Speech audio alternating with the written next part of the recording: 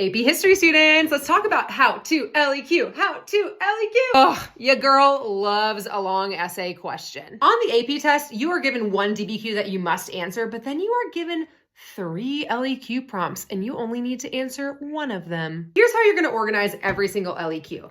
Your first paragraph, your introductory paragraph, is going to be your contextualization statement and your thesis statement. Your contextualization statement needs to tell me what's going on in the world that led up to whatever events are in your prompt. I like to think of this as a previously on before you watch a new episode of TV. I love Grey's Anatomy. Grey's Anatomy has been on for way too long in my entire life, and sometimes they bring in characters from the second season, and that doesn't make any sense to me. But when I watch the little previously on before they air the new episode, I'm like, oh yeah, that one person and that one thing that he did. And then he shows up in the episode, and I'm like, oh yeah, I know this guy. That's your historical context. Then you're gonna have a thesis statement. Y'all, your thesis statement literally just needs to answer the question and give a historically defensible line of reasoning. What that means is that you're going to directly answer the question and you're going to tell me why.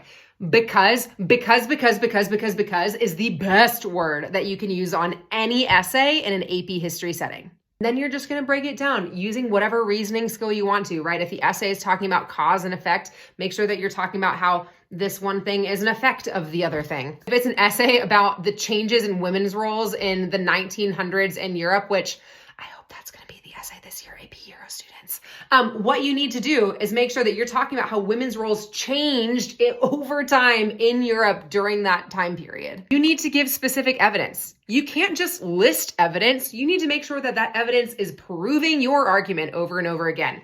Literally, do not give me a sentence of vocab terms that you remember. Rather, you're going to tell me how those vocab terms show over time that women's roles changed. Y'all, if you want that last point on your LEQ, if your essay is about continuities, also talk about changes. If your essay is about effects, also talk about causes. If your essay is about differences, also talk about similarities. Shockingly, the College Board actually wants you to be successful in the test, and that's why they give you such open-ended prompts, because they want you to be able to place in your content knowledge as you know it.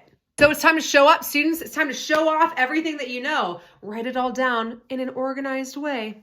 And that is your LEQ. Oh my gosh, one last thing before I forget. Do not do a conclusion because they're literally unnecessary and a waste of time. Instead of doing a conclusion, rewrite your entire thesis statement in new words, because students, you've just written a whole essay that formulates in your brain what that argument was about. And at the end of it, you're like, oh my gosh, this is actually what I was trying to say the whole time. And then you're going to write that down again. And that's your thesis. That's your argument. And I've given so many thesis points in the last sentence of an essay. Do not forget to do that. As always, if you need anything, let me know.